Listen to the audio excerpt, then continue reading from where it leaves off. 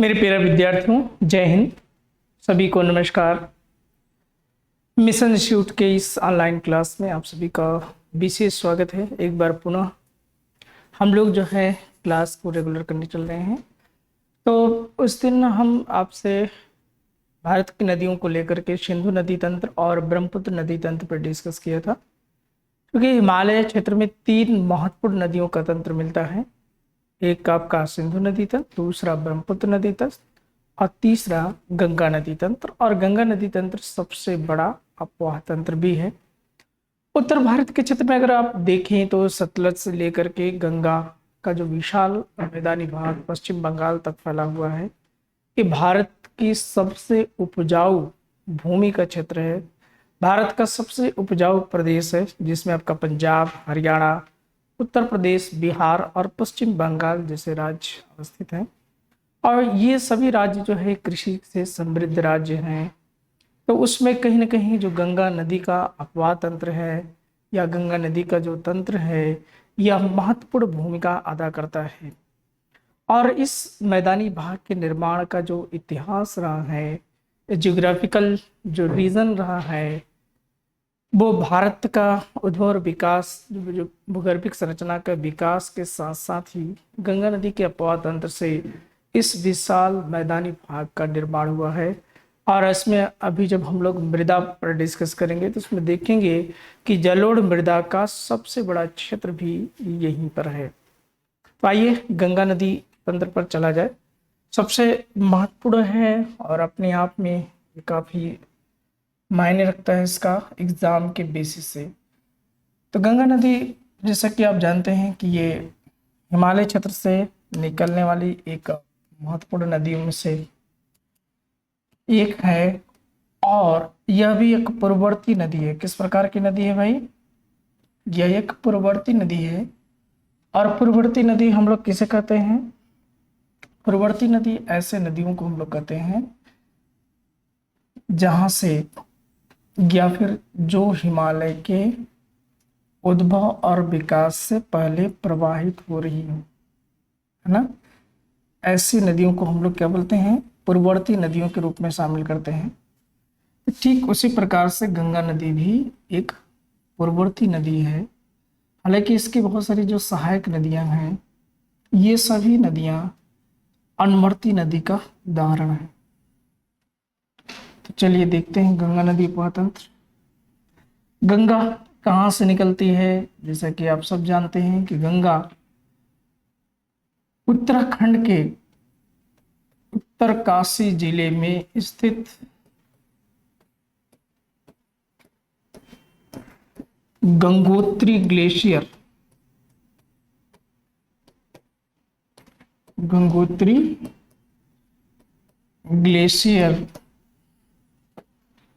और गोमुख नामक स्थान से निकलती है।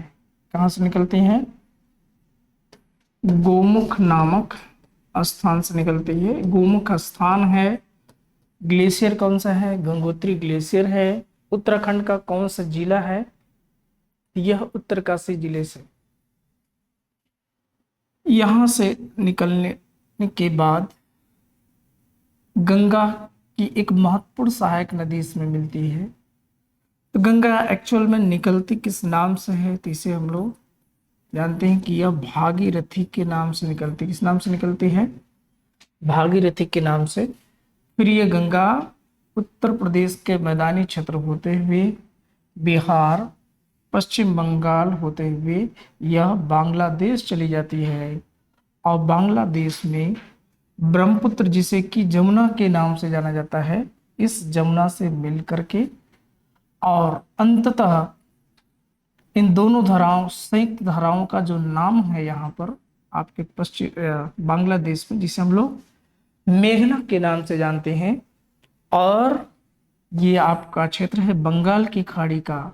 और बंगाल की खाड़ी में ये नदी गिर जाती है और विश्व के सबसे बृहत्तम, विश्व का सबसे बड़े डेल्टा का निर्माण करती है, जिसे हम लोग सुंदरबन डेल्टा के नाम से जानते हैं। तो गंगा, जो कि भारत के सबसे बड़ी नदी, किसके दृष्टिकोण से? अपवाह तंत्र के दृष्टिकोण से।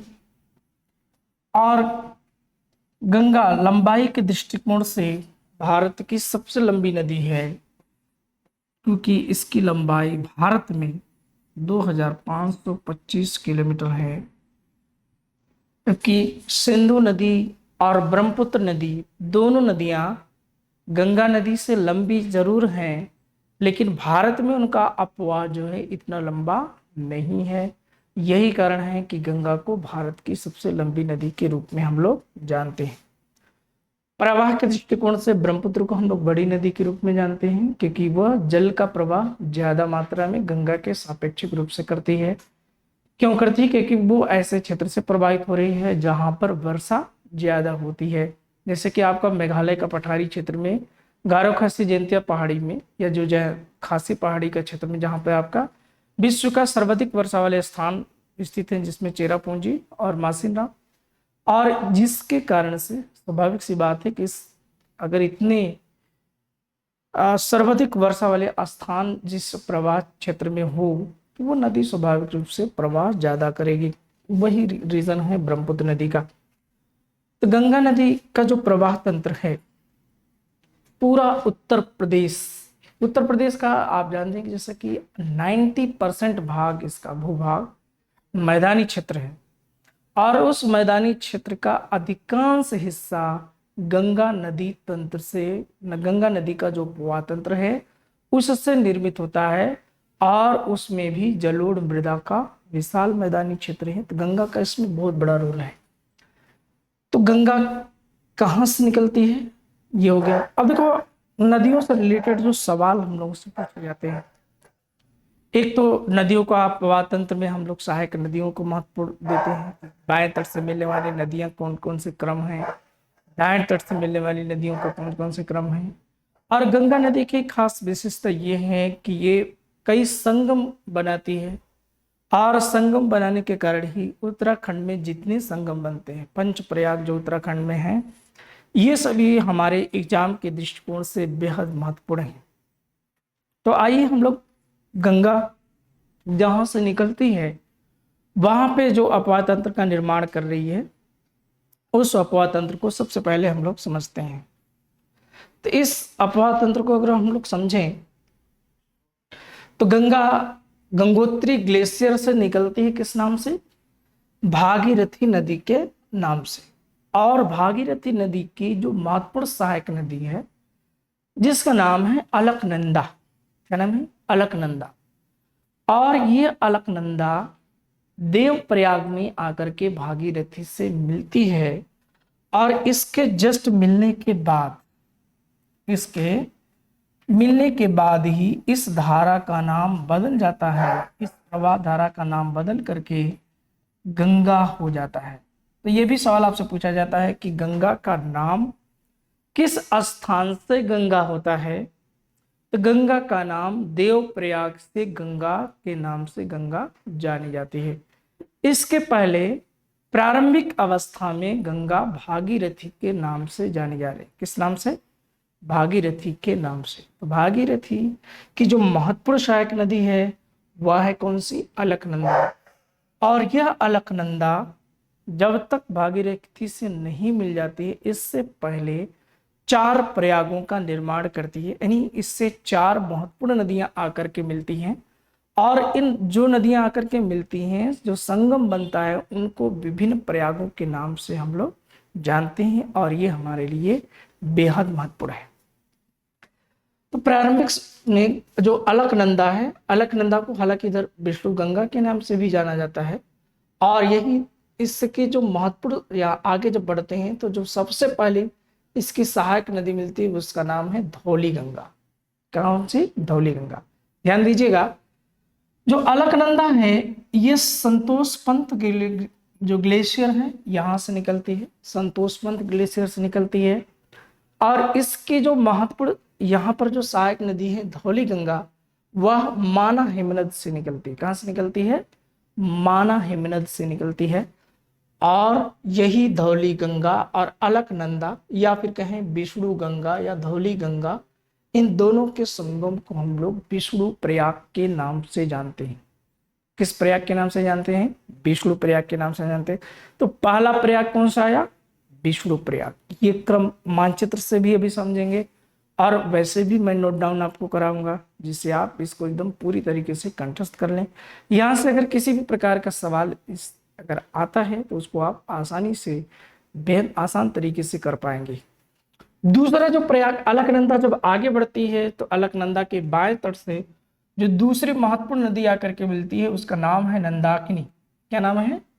नंदाकिनी। और ये नंदाकिनी निकलती कहाँ से है? त्रिशूल हिमनद से। कहाँ से निकलती है? त्रिशूल हिमनद से या त्रिशूल ग्लेशियर से निकलती है, जिसका नाम है नंदाकिनी। क्या नाम है इसका? नंदाकिनी। और नंदाकिनी अलकनंदा से जिस स्थान पर मिलती है उस स्थान या उस प्रयाग का नाम, उस संगम का नाम है नंद प्रयाग। उससे किस नाम से जानते हैं हम लोग? नंद प्रयाग। अब देखिए ध्यान दीजिएगा, उत्तराखंड के प्रमुख जो तीर्थ स्थल हैं, इस क्षेत्र में दो महत्वपूर्ण तीर्थ स्थल, एक अलकनंदा नदी के किनारे या फिर विष्णु जो गंगा है उस नदी के किनारे है आपका बद्रीनाथ। कौन सा नाथ? बद्रीनाथ। और इधर जो आपका त्रिशूल हिमनद के जब आगे बढ़ती नदी नंदाकिनी, तो इसी नंदाकिनी नदी के किनारे है एक महत्वपूर्ण तीर्थ स्थल जिसका नाम है हेमकुंड साहिब। क्या नाम है इसका? हेमकुंड साहिब। तो इन दोनों तीर्थ स्थलों को आप विशेष तौर पर ध्यान देंगे। दरअसल इनसे ये पूछा जाता है कि ये किस नदी के किनारे स्थित है। तो ध्यान दीजिएगा, बद्रीनाथ और केदारनाथ दोनों जो है बहुत ही महत्वपूर्ण तीर्थ स्थल हैं। तो बद्रीनाथ जो है अलकनंदा नदी के किनारे है, और जो केदारनाथ है अभी आ रहा है आपको, उसको भी बताते हैं। जब आगे बढ़ती है यह अलकनंदा तो फिर इसके बाएं तट से एक महत्वपूर्ण नदी आकर के मिलती है जिसे पिंडर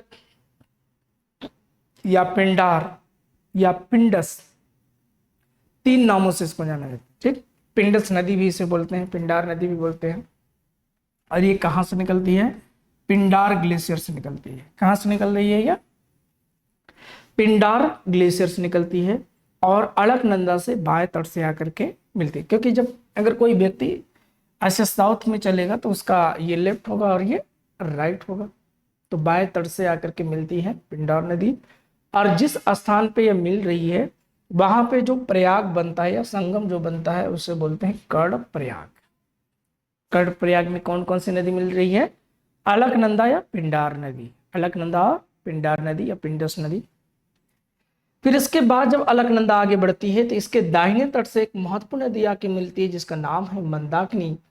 और यह मंदाकिनी जो है चोराबाड़ी जो ग्लेशियर है, इस ग्लेशियर से निकलती है और इस ग्लेशियर से निकलने के बाद यहाँ पर एक महत्वपूर्ण तीर्थ स्थल है इसी मंदाकिनी नदी के किनारे, और इस महत्वपूर्ण तीर्थ स्थल का नाम है केदारनाथ। तो केदारनाथ मंदाकिनी नदी के किनारे है और बद्रीनाथ जो है अलकनंदा नदी के किनारे है। ये दोनों तीर्थ स्थल क्योंकि परीक्षा में कई बार आ चुके हैं और आने वाले समय में आते भी रहेंगे। जो आप अभी चमोली जो जिले की घटना हुई थी कुछ दिन पहले, वो न्यूज़पेपर में करंट अफेयर्स में काफ़ी जो है चर्चित रहा है। तो महत्वपूर्ण चर्चित स्थानों में जो बड़ी घटनाएं घटित होती हैं वो भी चर्चित स्थान में की श्रेणी में आते हैं। तो यहाँ पर जो आपका चमोली जिले में धौली गंगा की एक छोटी सी सहायक नदी थी और इसी धौली गंगा में जो है ग्लेशियर या हिमनद के टूटने के कारण जो है चमोली जिले की घटना घटी, जिसमें आपने देखा था कि सैकड़ों लोग मारे गए थे, ठीक, एक ग्लेशियर के टूटने के कारण से। तो मंदाकिनी और अलकनंदा का जो अगला संगम बनता है उसे हम लोग जानते हैं रुद्रप्रयाग के नाम से। किस प्रयाग के नाम से भाई? रुद्रप्रयाग के नाम से। और यही अलकनंदा जब आगे बढ़ती है तो इसे भागीरथी और अलकनंदा इन दोनों के मिलने से ये जो प्रयाग बनता है इसे हम लोग देव प्रयाग के नाम से जानते हैं। तो यहाँ पर देख रहे विष्णु प्रयाग 1, नंद प्रयाग 2, कर्णप्रयाग 3, रुद्रप्रयाग 4 और देव प्रयाग 5। ये पंच प्रयाग उत्तराखंड के जो जी में है, ये पांचों के याद होने चाहिए आपको। गंगा नदी तंत्र में इनका बहुत एग्जाम के बेसिस से बहुत महत्वपूर्ण है ये। अब देखो जो भागीरथी नदी है, भागीरथी नदी पर ही भारत का सबसे ऊंचा बांध का निर्माण किया गया है। और यह भारत का सबसे ऊंचा बांध, जिसे हम लोग टिहरी बांध के नाम से जानते हैं, जिसकी ऊंचाई है 261 मीटर।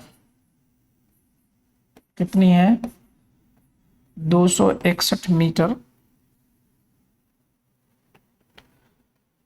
जो भारत में स्थित सबसे ऊंचा बांध है।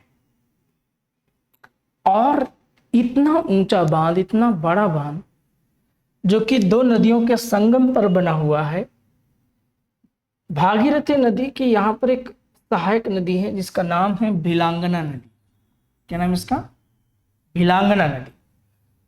भागीरथी और भिलांगना नदी के संगम पर ही टिहरी बांध का निर्माण किया गया। और सबसे खास बात यह है भाई कि जब हम लोग भूकंप पड़ते हैं तो हम लोग देखे थे कि जो हिमालय क्षेत्र है ये जोन नंबर 5 में है। और भूकंप जोन नंबर 5 का मतलब ये है कि उच्च तीव्रता पर आया हुआ भूकंप, अर्थात जो यहाँ पर उच्च तीव्रता पर भूकंप आएगा उसकी तीव्रता जो है 6 रिएक्टर से हमेशा ज्यादा होगी। तो 6 रिएक्टर से ज्यादा होगी तो इसका मतलब है कि विनाशकारी भूकंप का क्षेत्र है ये। और यहाँ पर कभी भी, जब भी इस क्षेत्र में, चाहे आपका काठमांडू में आया भूकंप हो, चाहे इधर का हो, ये भूकंप जो है क्या है? हाई रिएक्टर पर आई हुई भूकंप है, जो कि विनाशकारी श्रेणी में आते हैं। और इस जोन नंबर 5 में, जोन 5 में अगर ये भूकंप आता है, कैसा भूकंप आएगा? विनाशकारी। तो टिहरी बांध के लिए खतरा है। यही कारण है कि यह परियोजना जोन नंबर 5 होने के कारण आलोचना का केंद्र बिंदु रहा है कि कभी भी बड़ी दुर्घटना हो सकती है और इसका जो प्रभाव पड़ेगा दिल्ली जैसी राजधानी पर भी पड़ सकता है। तो ये उत्तराखंड में भागीरथी और अलकनंदा दोनों के मिलने तक जो देवप्रयाग तक की स्थिति है, वहां तक का हम लोगों ने अपवाह तंत्र को समझा। तो इसका एक बार आप स्क्रीनशॉट ले लेंगे और इसको जो है हूबहू अपने नोटबुक में भी बना लेंगे।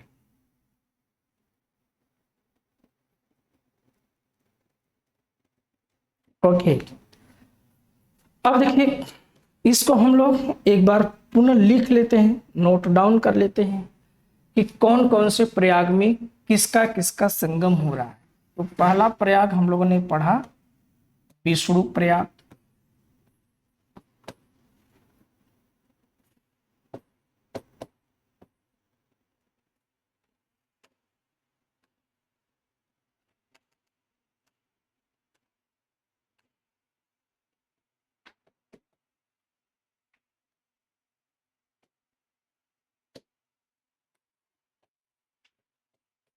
विष्णु प्रयाग। और विष्णु प्रयाग में किसका किसका संगम हुआ भाई?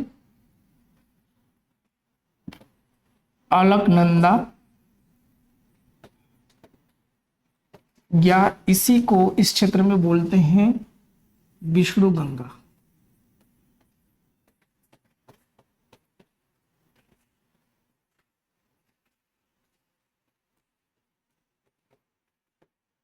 प्लस यानी दूसरी जो से नदी मिलती है वो कौन सी है? धौली गंगा।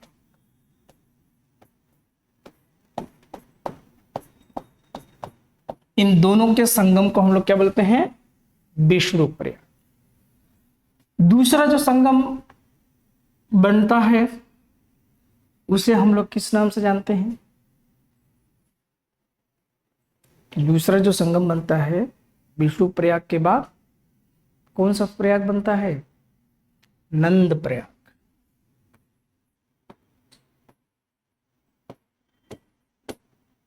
नंद प्रयाग। और यहां पर जो संगम होता है अलकनंदा और नंदाकिनी का संगम होता है।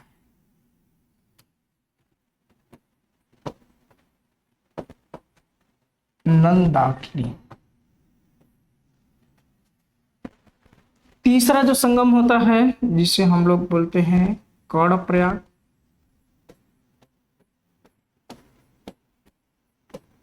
कर्णप्रयाग और कर्णप्रयाग में अलकनंदा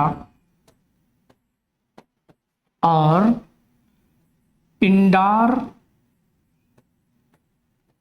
या पिंडस नदी मिलती है। ये कहाँ मिलती है? कर्णप्रयाग में। चौथा प्रयाग जो होता है उसे हम लोग बोलते हैं रुद्रप्रयाग, रुद्रप्रयाग। और रुद्रप्रयाग में किसका किसका संगम होता है? अलकनंदा और किसका? मंदाकिनी।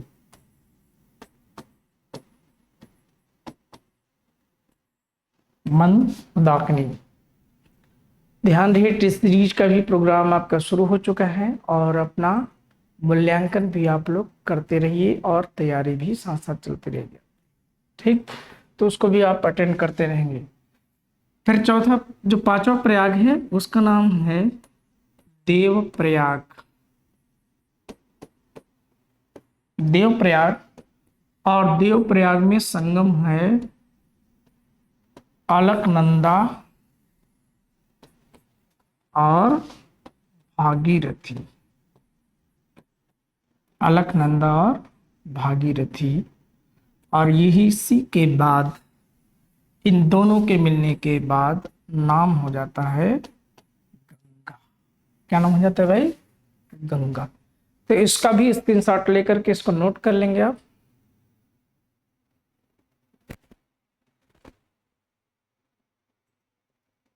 ओके, चलिए अब देखिए, गंगा नदी अपवाह तंत्र को समझने के लिए हम लोग और आगे बढ़ते हैं। तो गंगा जो ऋषिकेश और हरिद्वार के बाद गंगा को जब हम लोग देखते हैं तो हरिद्वार तक जो गंगा का प्रवाह है वो पहाड़ी एरिया में अर्थात हिमालय में है। और जैसे ही हरिद्वार से गंगा आगे बढ़ती हैं आपको मिलता है मैदानी क्षेत्र। ये भी सवाल आपसे पूछता है कि गंगा किस स्थान से निकलने के बाद मैदानी क्षेत्र में प्रवेश करती है। तो ध्यान रहे, गंगा हरिद्वार से निकलने के बाद मैदानी क्षेत्र में प्रवेश करती है। अब देखिए, गंगा का जो प्रवाह है उत्तर प्रदेश में सबसे बड़ा है और उत्तर प्रदेश के 28 जिलों से होकर के गंगा प्रवाहित होती है। कितने जिलों से? 28 जिलों से। और उत्तर प्रदेश के बिजनौर जिले में प्रवेश करती हैं और बलिया जिले से बाहर निकलती हैं। तो ये जो है गंगा कि अब हम लोग आगे सहायक नदियों को देखेंगे कि गंगा से दाहिने तट से मिलने वाली कौन कौन सी नदियां हैं या फिर गंगा से बाएं तट से मिलने वाली कौन कौन सी नदियां हैं। इन दोनों प्रवाह तंत्रों को हम लोग समझने का प्रयास करते हैं। तो गंगा की बाएं तट से मिलने वाली नदियों को अगर हम लोग देखें तो इसमें सबसे महत्वपूर्ण नदी है जो कि उत्तराखंड के नैनीताल क्षेत्र से निकलने वाली नदी है जिसको हम लोग बोलते हैं रामगंगा। तो यह रामगंगा जो है गंगा के दाएं तट से मिलने वाली उत्तर प्रदेश का कन्नौज जिला है का यहाँ पर कन्नौज स्थान है और इसी कन्नौज में आकर के यह नदी मिलती है रामगंगा। कौन सी मिलती है? रामगंगा। तो देखिए क्रम बहुत जरूरी है। तो गंगा से बाएं तट से मिलने वाली जो पहली नदी है एक्चुअल में उत्तर प्रदेश में, यानी जब मैदानी क्षेत्र में गंगा प्रवेश करती है तो उसमें सबसे पहली नदी कौन सी मिलती है? रामगंगा। फिर जैसे गंगा आगे बढ़ती है कानपुर होते हुए इलाहाबाद यानी जी प्रयागराज होते हुए जब आगे बढ़ती हैं तो गाजीपुर, यहाँ पे गाजीपुर में उत्तर प्रदेश का एक शहर है, गाजीपुर जिला भी है। और गाजीपुर में एक नदी आकर के मिलती है गंगा के बाएं तट से जिसका नाम है गोमती नदी। ध्यान रहे, गोमती नदी गंगा नदी से मिलने वाली एक अलग तरह की नदी है क्यों अलग है? क्योंकि बाएं तट से मिलने वाली जितनी भी नदियां हैं सब हिमालय क्षेत्र से निकलती हैं और गंगा में आकर के मिल जाती हैं। सब हिमालय क्षेत्र से निकलती हैं और गंगा में आकर के मिल जाती हैं। लेकिन ध्यान रहे कि गोमती नदी एक ऐसी नदी है, गोमती नदी एक ऐसी नदी है जो कि कैसे निकलती है? मैदानी क्षेत्र से। तो उत्तर प्रदेश के पीलीभीत जिला, उत्तर प्रदेश का एक जिला है जिसका नाम है पीलीभीत जिला।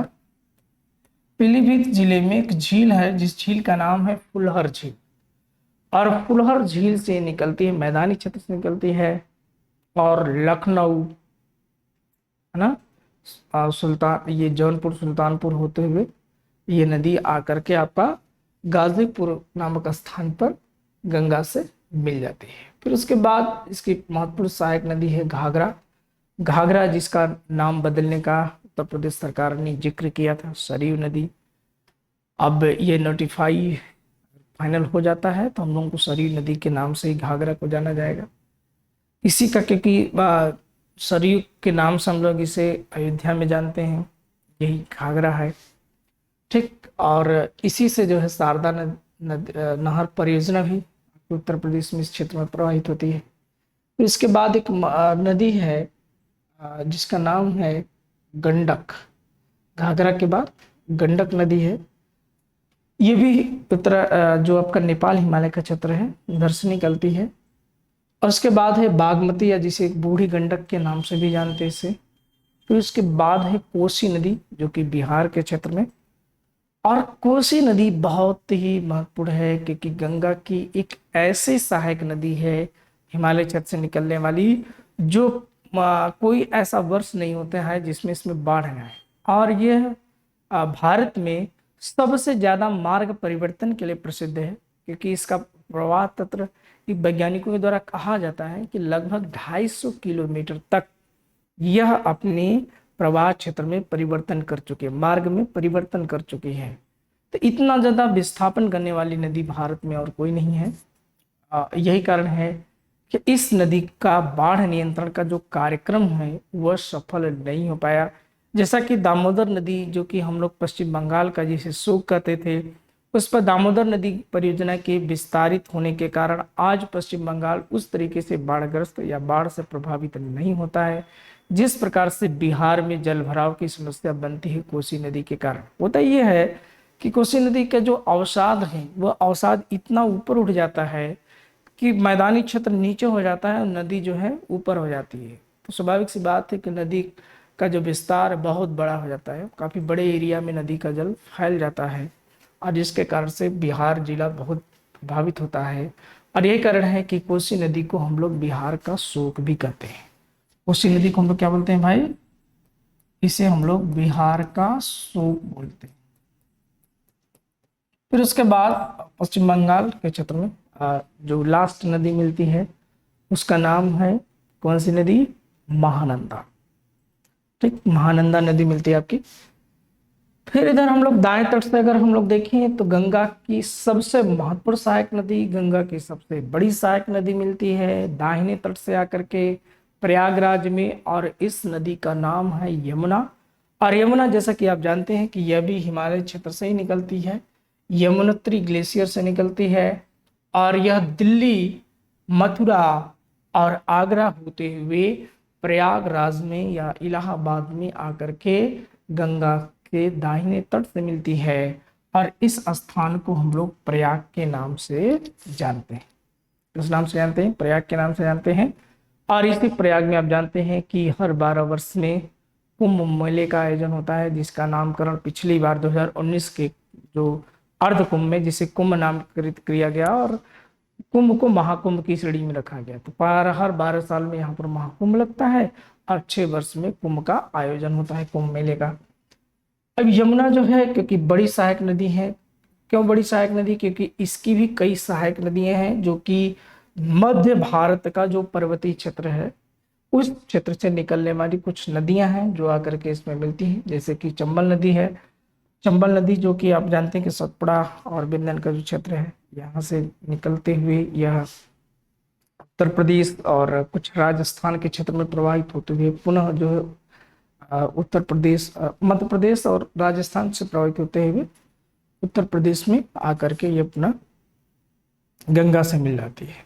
ये मालवा का जो बुंदेलखंड का पठारी क्षेत्र है, यह नदी उस क्षेत्र में जो है काफी महाखड्ड का निर्माण करती है और मृदा का अपरदन बहुत ज्यादा करती है, और इन महाखड्डों के कारण जो है चंबल घाटी डाकुओं के लिए भारत में प्रसिद्ध रहा है बुंदेलखंड का यह क्षेत्र। फिर उसके बाद जो है इसी क्षेत्र से निकलती है दूसरी महत्वपूर्ण सहायक नदी, जिसका नाम है सिंध नदी। ध्यान रखिएगा, सिंध नदी और सिंधु नदी में अंतर है। सिंध नदी जो है यमुना की सहायक नदी है, और सिंधु नदी तंत्र जो है आपका हिमालय क्षेत्र में प्रवाहित होने वाला नदी तंत्र है।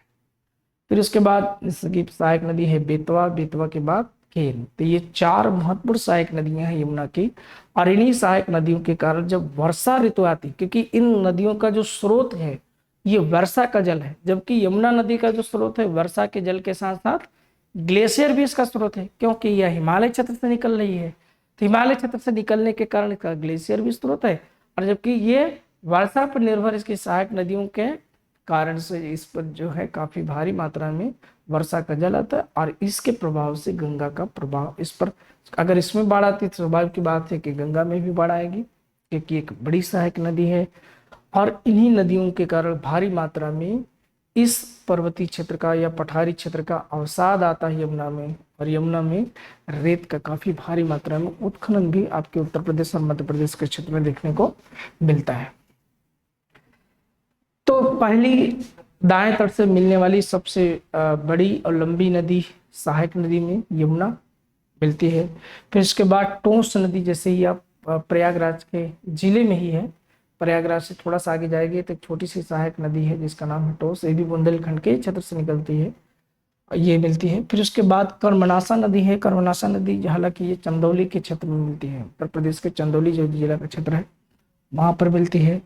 फिर उसके बाद जो है सुर नदी, जो कि पटना के निकट, बिहार में पटना के निकट आकर के मिलती है, और ये कहाँ से निकलती है? अमरकंटक की पहाड़ी से, मध्य प्रदेश में अमरकंटक की पहाड़ी से निकलती है।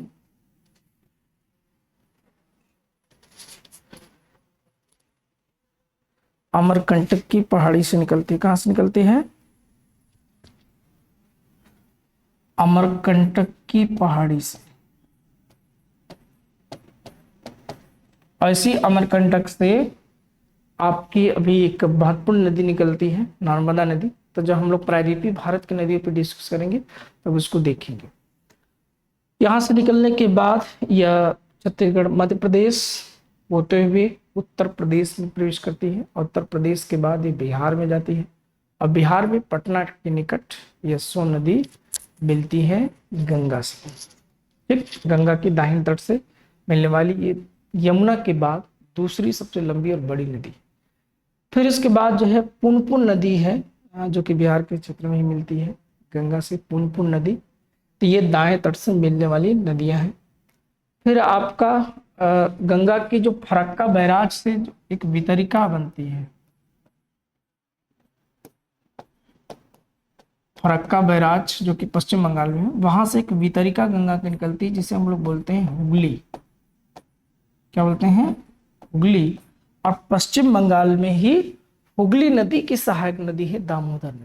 दामोदर नदी जो कि हजारीबाग के पठारी क्षेत्र से निकलती है, हजारीबाग पठारी क्षेत्र जो झारखंड में, उससे निकलने के बाद ये पश्चिम बंगाल में मैदानी क्षेत्र से प्रवाहित होते हुए हुगली नदी से मिल जाती है। और ये उस समय भारत में आज़ादी से पहले, ये आज़ादी के बाद भारत में सबसे पहला जो नदी परियोजना डेवलप किया गया वो था दामोदर नदी परियोजना।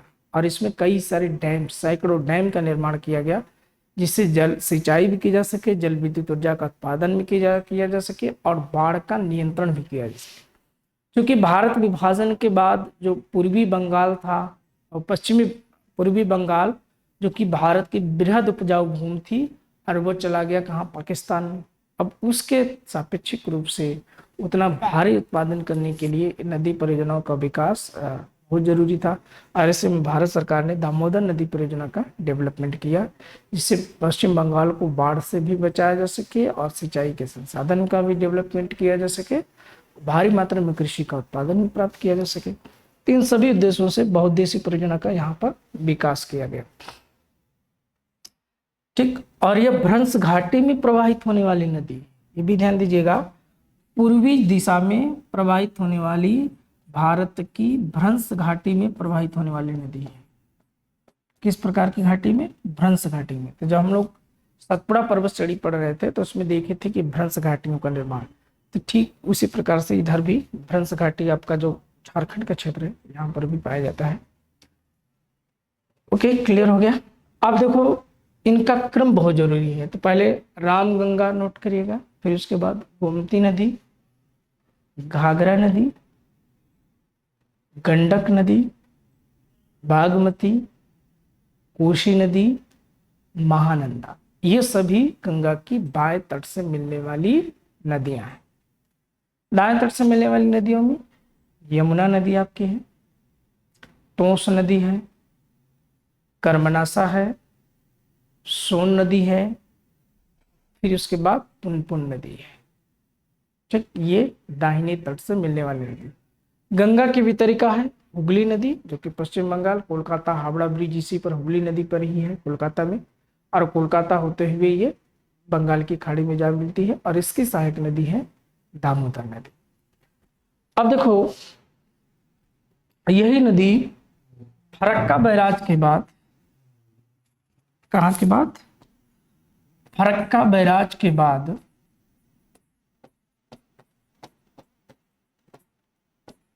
यह नदी चली जाती है आपकी कहाँ? बांग्लादेश। और बांग्लादेश में इसे हम लोग बोलते हैं पद्मा। अब ब्रह्मपुत्र को बांग्लादेश में बोला जाता है जमुना। क्या बोलते हैं इसको? जमुना। और इन दोनों नदियों का जो संयुक्त जल है इसे बोला जाता है मेघना। और मेघना ही जो है विश्व का सबसे बड़े डेल्टा का निर्माण करती है। सुंदरबन डेल्टा का नाम सुंदरबन क्यों पड़ा है? क्योंकि इस वन क्षेत्र में एक विशेष मैग्रो वनस्पति पाई जाती है जिसे हम लोग बोलते हैं सुंदरी। तो सुंदरी वृक्ष के पाए जाने के कारण ही इस डेल्टा का नाम सुंदरबन का डेल्टा है, जो विश्व का सबसे बड़ा डेल्टा है। और यहाँ पर बंगाल टाइगर भी पाया जाता है। तो यहाँ पर सुंदरबन, अब पर्यावरण पढ़ेंगे तो बायो रिजर्व भी है, ये मंडल रिजर्व भी है, और ये राष्ट्रीय उद्यान के रूप में भी जाना जाता है सुंदरबन आपका। ठीक, तो ये पर्यावरण के दृष्टिकोण से भी महत्वपूर्ण स्थान है आपका। तो ये गंगा नदी प्रवाह तंत्र आपने समझा, जो कि बेहद महत्वपूर्ण है। क्लियर हो गया भाई? तो इस दृष्टिकोण से इसका भी आप स्क्रीनशॉट एक एक क्रम से ले लीजिए इसका भी। चलिए आगे भी देख लीजिएगा, ये तो आपने लिया ही है, इसका स्क्रीनशॉट एक बार ले लीजिए।